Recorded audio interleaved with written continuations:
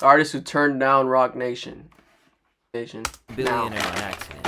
However, many people believe that reaching that level of wealth often comes with a few skeletons in the closet. Oh yeah. Recently, the high-profile prosecution of his longtime friend Diddy, Foxy Brown, Aaliyah, Kathy White, put Jay-Z's past business dealings and industry interactions under intense global scrutiny. This has led many to ask, what happened to the artist who rejected Rock Nation? And it's not just his well-documented conflicts with figures like his former partner Dame Dash or R. Kelly being brought back into the spotlight. There you go. Because now, people are looking at the amount of people who refuse to sign with Rock Nation only to see their careers falter in the aftermath.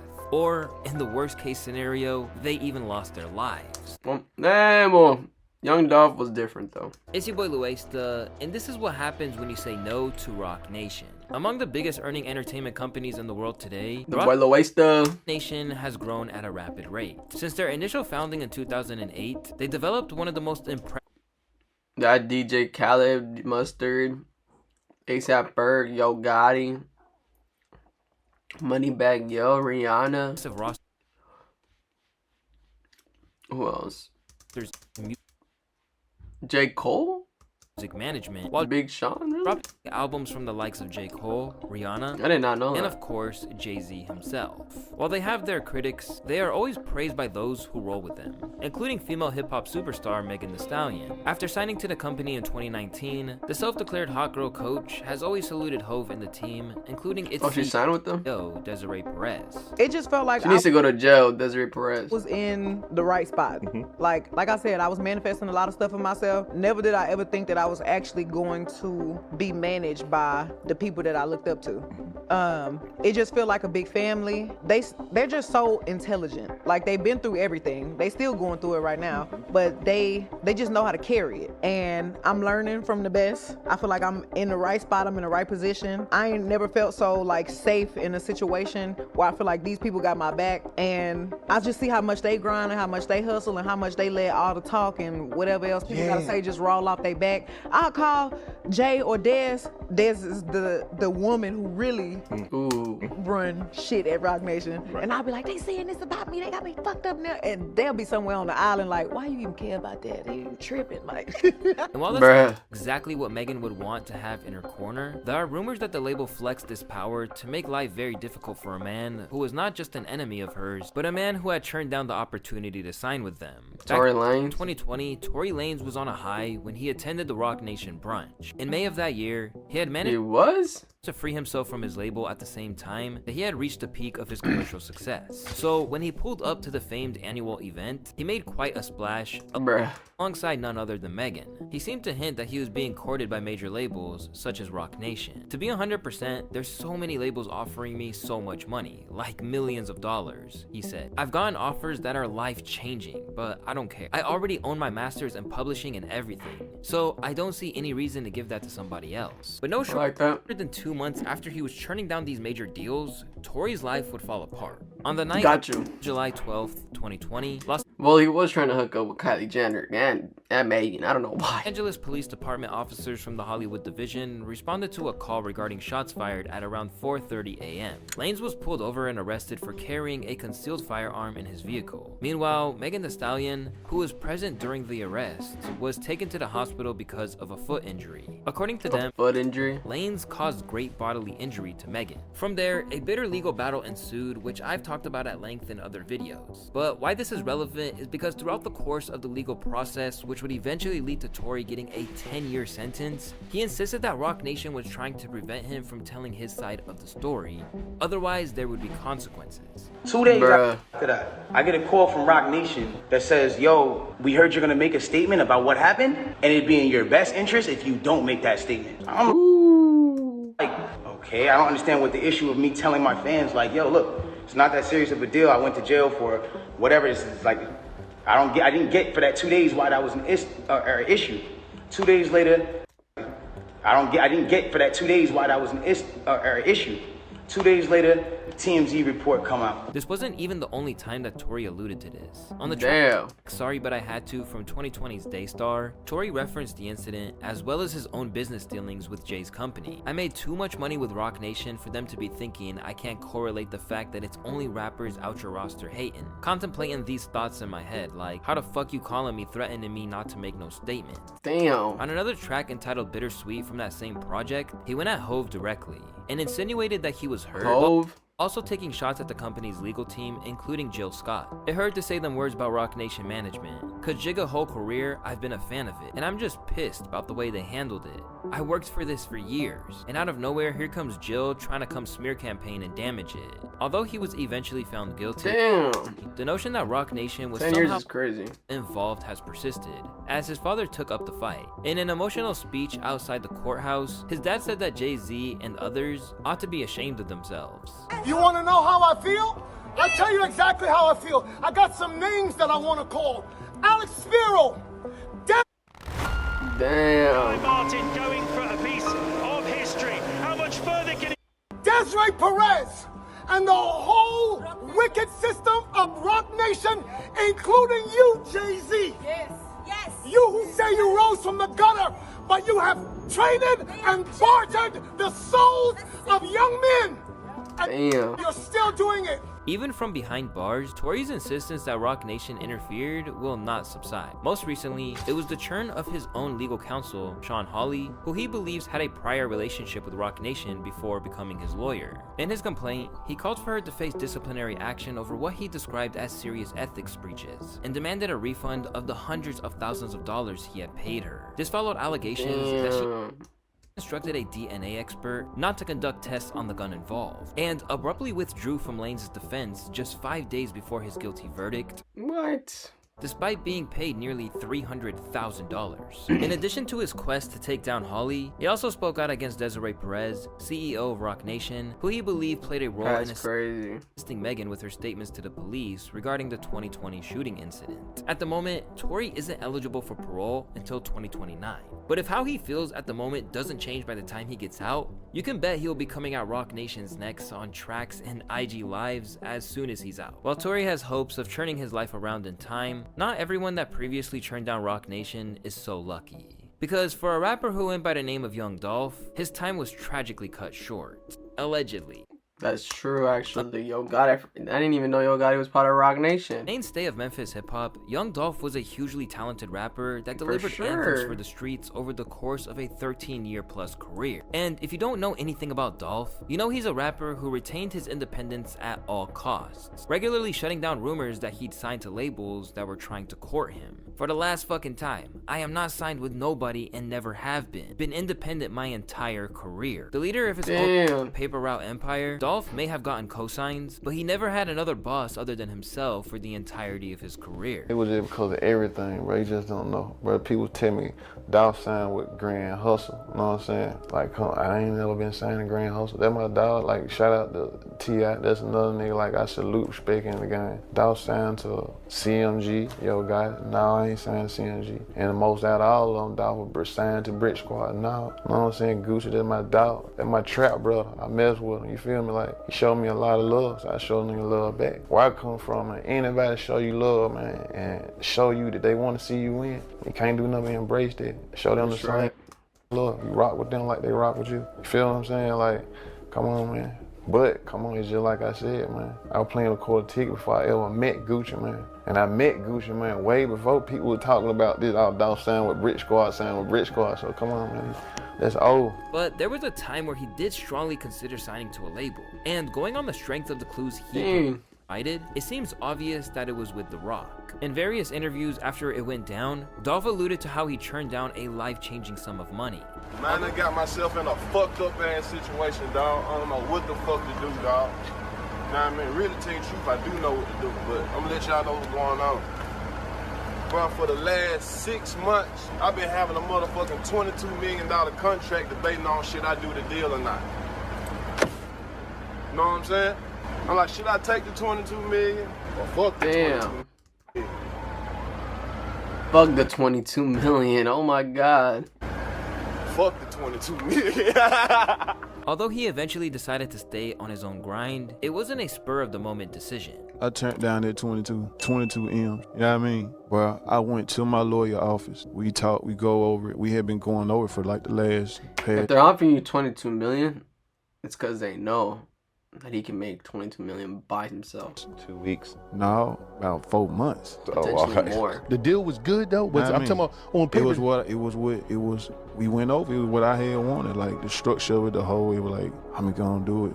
And like, shit. Was it a joint venture 50-50 split? How was it? Yes. You know what I mean? But when I signed it, I made my lawyer office. I'm like, I'm gonna sign it so she can send it back. Bro, I leave, pull her right back up, go right back up to her office, get the contract to fold and tell her, fuck that shit, I don't want to do that shit. In the end, he let them down, but insisted that it was nothing personal. Instead, Dolph made the decision to bide his time instead of taking the lump sum and cutting another party in. It wasn't even no hard feelings. It wasn't nothing against them or none. It's like, I stand on this shit. I stamped this shit. A lot of people talk this shit. I stand on this shit. You know what I mean? So it's like it didn't. Like, okay, 22 million. What's the difference between you getting that 22 million at one time and you getting it over a 12-month span of time to an 18-month span of time? Right. What's the fucking difference? Right. What you finna do with it? By August of 2020, Dolph was dominating his own wave. Alongside his own projects popping off and Rich Slave becoming his highest charting album by peaking at number 4, he was beginning to make his way as a real label boss with Paper Route Empire 2. Here's how the average man's life would change if he used pie for 5 days straight. Day 1. But this would all be brought to a tragic halt in 2021 when he was gunned down in front of a Memphis cookie shop. The news broke the hearts of hip-hop fans all over the world and left his family and friends to pick up the pieces of what he was building. But what people didn't expect is that as posthumous tracks began to seep out, Dolph would actually mention his dealings with Roc Nation and his desire for a Ho feature too. Showing up, Plain Jane Rolex had a meeting with Roc Nation, but they got about 4, 5, 6 rappers over there that be hating. But I still fucking Jigga. Tell him I got 2 million for him to do a verse, and if he don't, I still got love for him. In these bars, Dolph suggests that the reason why he didn't sign with Roc Nation is on the account of the fact that he had enemies on the other side roster. And now, the brother of someone who is on the Roc Nation roster has actually been cited as the man who put the hit out on Dolph, which just makes the whole thing seem to connect full circle. Again, this is not like 100% true, but it's really interesting. When defendant Cornelius Smith took to the stand to expose what really went down on the day of Dolph's killing, he provided the motive for the crime by stating that Yo Gotti's brother, Big Juke, who had since passed on too, greenlit the killing. In response, Shelby County Assistant District Attorney Paul Hagerman declared that Big Juke, the person I told you about before, the number 2 guy at CMG, he put out a hit, 100,000 to whoever kills Dolph. He met with Justin, he has met with Cornelius, and they think they're ready to do it. Considering that Dolph and Gotti were in a feud for years that could merit an entire video of its own, it's no surprise that the PRE leader felt a way about Jay standing by Gotti. But now, things look like they might get really complicated. It's about to get dicey, since he said Juke put out the hit. If they can trace the payment back to anything related to Gotti, he might be in some shit. While Gotti probably isn't complaining, but I doubt it. Concrete evidence to say that he specifically asked for it is probably not going to happen. If they'd gotten Dolph on the roster, Roc Nation would have had one of the biggest names in the South at their disposal and for sure would certainly reap the rewards. But that wasn't the only cultural leader that they were after who has since passed on. Because for a while, they were after the signature. Really? They're after X? Who had the youth hanging on his every word. From the outset of his career, XXXTentacion was an individual who captured the public's imagination. For sure.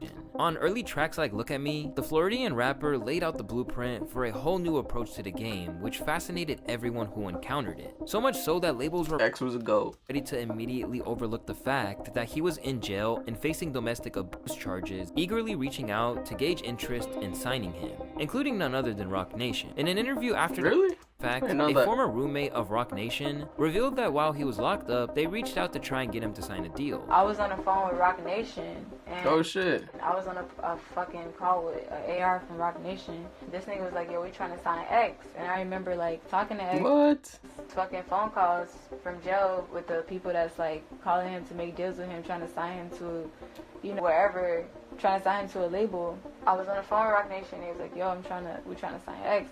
And that was like one of the biggest deal offerings that he had. So I was I was trying to get him on the phone. Estoy haciendo un video. Dang. X was For a lot of people, this would have been a golden opportunity, but for an artist like X, this wasn't feasible for him, as taking the deal meant sacrificing his vision or his masters. X didn't want to sign with nobody. He felt like he did not want to sign. That's just too good. And that's right. That's okay. As an artist, you're definitely entitled to feel like that. That's exactly how you're supposed to feel. Because if you don't want to be tied down to no damn record label, and you Bro, is independent. It's better to be independent. The tracks go on forever. To do for them, you want to do what you got to do for yourself. You're entitled to do that for yourself. So I could understand that. He was like, yo, I don't want to sign, but I was like, damn, this is a big ass deal. Over time, damn, this is a big ass deal though. XXXTentacion stayed on his independent grind and eventually signed a distribution deal with Empire, which was worth millions. Oh yeah. However, there's no telling how big that bag could have been if he took Hove's offer on board. Still, it seems like this was an how it was a big deal. Big that bag could have been if he took Hove's offer on board. Still, it seems like this was an instance where Jay understood. For starters, it's believed that he prevented Vic Mensa, who called him an abuser during what has now become one of the most controversial freestyles, from dissing X while the rapper was still alive. I was dissing another rapper really, and he was dead. A reason. Wow. And that really just kind of shifted my perspective on it. And I'm like, I don't need to be tearing down another young black man, regardless of if I like the music or not. It's like we have so much opposition outside of our community trying to eat off of us, and parasites just trying to feed off of our energy. And there's no need for us to be tearing each other down. We got to be more unified than that. As you probably know by now, XXXTentacion would sadly be killed in his hometown. That is crazy. During outside a motorsports dealership. Once again, the world was left in shock. And this time, Jay-Z referenced his outrage over what happened to X. Really? His feature on Drake's Talk Up in 2018. I got your president tweeting, I won't even meet with him. Y'all killed X and let Zimmerman live. Streets are done. As the I got your president tweaking, I won't ever meet with him. Y'all killed X and let Zimmerman live. News that Roc Nation wanted to sign him emerged, fans had an interesting response to it. Because for some people, they felt like it could have preserved his life by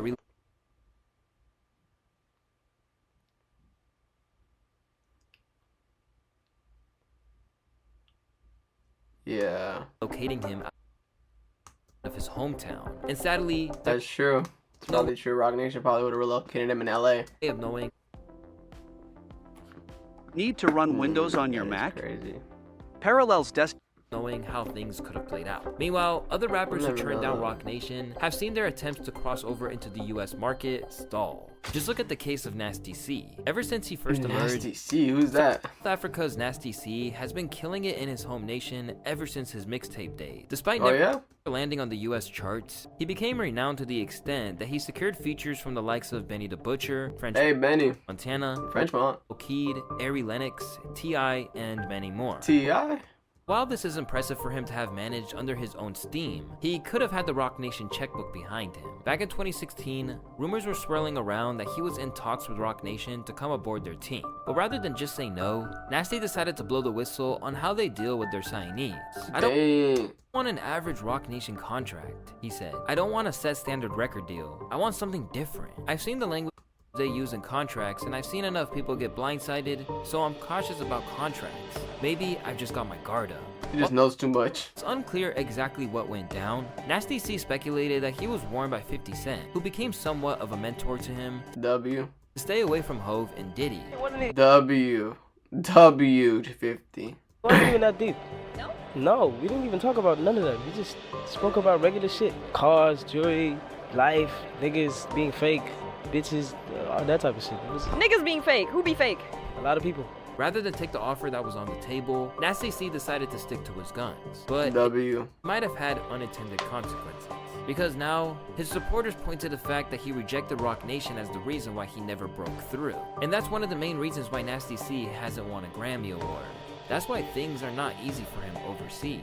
Through Nasty C, we get a sense that sometimes people take a look at the contract and immediately run the other way. And as it turns out, he's really not the only one. Among the legends of the Bay Area, Oakland's Filthy Rich had a massive amount of momentum at one stage and has dropped a truly prolific amount of music over the years. More impressively, he did it all independently, and this ensured that he managed to keep every cent of his earnings to himself. Smart. And Roc Nation took note of his success to the point that they tried to sign him. However, Filthy immediately said no because they wanted to get their hands on music that they wanted nothing to do with, and basically tried to sign him to a 360. They wanted to do a deal with me with Roc Nation, but they wanted all my back catalog. It's damn near a 360 deal. I'm like, no, we could start from here, because they was trying to say that they was gonna bring, this was the management side, that they was gonna bring the labels and these placements and these looks and all this bigger shit. That's the only thing I've never done is sign a major deal. So I was with it for like an album or something to see how it worked. And then, you know, they didn't want to do it that way. They wanted to do it this way. They want a piece of touring and merch and everything.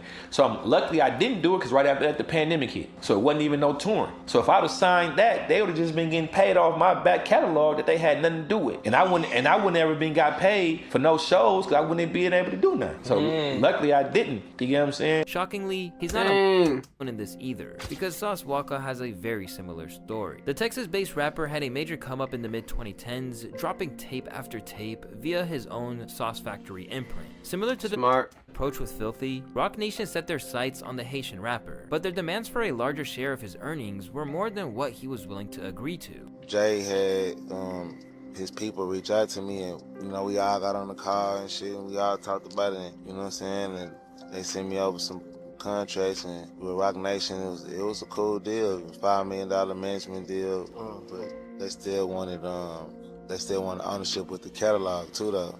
They just didn't want to strictly do management and touring and shows and like other sorts of publishing, like that type of revenue without the catalog. They wanted my entire catalog to be moved over and whoopty wham, and that's just something that I always never been comfortable with, because I'm an artist that came in guns swinging. So I recorded a lot of albums every year that I released. Since then, Sauce's career has had its fair share of ups and downs, including a whole succession of legal issues. Despite this, one of the drippiest rappers to ever live insists that he's always getting money regardless. You know, then we got the corporate stacks right here. You know, we got ones, we got 20s, 50s, you know what I'm saying? Then we got them. 10, 20, 30, all blue. Blue Clues. Blue Clues, man. Yeah, man, you know what I'm saying? We ride around with 100. We ride around like that. Naturally. Hey, I'm going straight to hearing.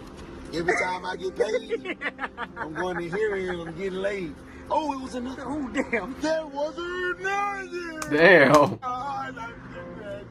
We forget about money. I am the great one. At every turn, these stories depict Roc Nation as a company who are capable of pulling off shady maneuvers, and sometimes rappers catch them in the act just in time. According to La Russell, they tried to pull a slick move on him, and he was incredibly lucky that he noticed before he put the pen to paper. Roc Nation, man, they just did some funny shit. They sent me an offer, and the first one was the terms, but then it had no money attached to it. It was just a $15,000 discretionary fund. You're gonna do for these projects, under these terms, 10% 360, $15K discretionary fund, that's yours. I went to the office, they like, what you think? What you gonna do? And I'm like, bruh, where's the money? Like, where the numbers? He like, what you mean? And I'm like, bro, it's only $15K. And he's like, oh, no, this ain't it. He makes a call. He's like, yo, it ain't no numbers on the offer. They sent a new offer in like 30 seconds. The new offer was much larger, but by that time I was turned off. If I would have signed this $15K, would you have told me you made a mistake? For real, that's true. That's true. What if he would have signed that? Made a $750,000 mistake? I don't want to do business with niggas who make mistakes that big. You gonna fuck my business up. Right. That's true. Right? But I just felt like that was hella slimy and it wasn't a great representation. And that's why I was like, I gotta holler at Hov, because do you know your niggas moving like this? Right. And if you do, I see, it's good. I see you, but I just it felt disrespectful. While these stories are damn in the face of many rappers who ignored their attempts to sign caused suspicion, there are others who have prospered after turning down Roc Nation. In fact, they seem mindful that they dodged a bullet by managing to avoid signing to the company without sacrificing the relationship with Jay-Z. Mentioned by Jay's longtime friend and collaborator Ty Ty, St. John I don't even know what that is. Opened up about why he didn't sign to the company, and said that betting on himself was among the best decisions he's ever made. And by the 36th month, we should have a hit record, right? Based on the plan. It was a real plan nowadays. They want you to come in, ain't no A&R, you gotta come with. You gotta know it's you. So how you do business with Jay and Rock Nation now? I didn't. We ain't Why? doing nothing. Why? It wasn't the right thing at the right time. Y'all still talk? Yeah, we all got a great relationship. But why you don't do business with Jay? Like, I think everybody that you got a great relationship with ain't somebody you got to do business with. That's true too. That's true. That's true. You just and wait it's on timing too, though. The timing is the most important thing. Yeah. Because at the time, Tata was like, "Yo, whatever you want to do, we want to do. So if you want to do management, we're down to do management. You want to do publishing, we want to do publishing. You want to do sign to the label, we can do that." I said, "Look, I'm be honest with you, I don't want to do nothing. I want to do it myself." I said that and I meant it. I'm like, I just want to do it myself. It's cool. Now he's doing his That's right. thing and even squashed his beef with Rock Nation signee Lil Uzi, which resulted in a fight at a diner over a girl at this year's star-studded brunch. Another prime example of using Rock Nation on your terms is Tyler, the Creator. Long before they ever collabed on biking alongside Frank Ocean, the Odd Future leader was summoned to Hove's home where he tried to blindside him What? the deal, but instead he chose to keep control over his career. That nigga invited us to one of his LA homes. We ate some tacos and he wanted to sign us. They ate some tacos. A lot of people were just interested and was like, "Yo, let's try to do something." But like, I'm like, I don't know. Nah, I just want creative control and then do everything. After he came forward with this story, people were very happy that he made the call. Very good move for Tyler. But that wasn't the end of their interactions, and in the years since, he's taken Jay's help on his terms. Going to that man's house is just enough to just be like, oh, you could do this. You could like be a fuck up, figure it out, be good, be great, and do this. And like, bro, that man's what, 51? Bro, he has the spirit of an excited 16-year-old at basketball camp. Seriously, like about everything? He's just fun and like, he's ageless. Hey, like, yo. I don't know how to explain it. That man is, Well, I know love he's it. dialed into everything. I know he really loves the culture, like constantly. Bro, he's a geek, and that's why geeks are so important. When it comes to Rock Nation, it seems like this may be the best way to operate, because sometimes you sign with them and you still don't get what you want. Just look at Lil Wayne. Back when Weezy was struggling with Cash Money, Rock Nation and Tidal assisted in the release of the Rock Nation. Weezy album. Wayne appreciated this immensely, and he even Wayne. pledged allegiance to the team in 2017 during a show in Pennsylvania. But even after doing all of that, he was still denied what he truly desired, and that was the Super Bowl. It's been one of the biggest stories of this year, with people wondering what happened to make Jay-Z skip over Wayne, getting his wish to perform in his hometown in favor of Kendrick Lamar. And if you want to find out more about that whole situation and how Weezy hasn't exactly handled it best, you can click one of the two videos on the screen. It's your boy Luesta, and I want to thank Luesta. Bye, have a great time.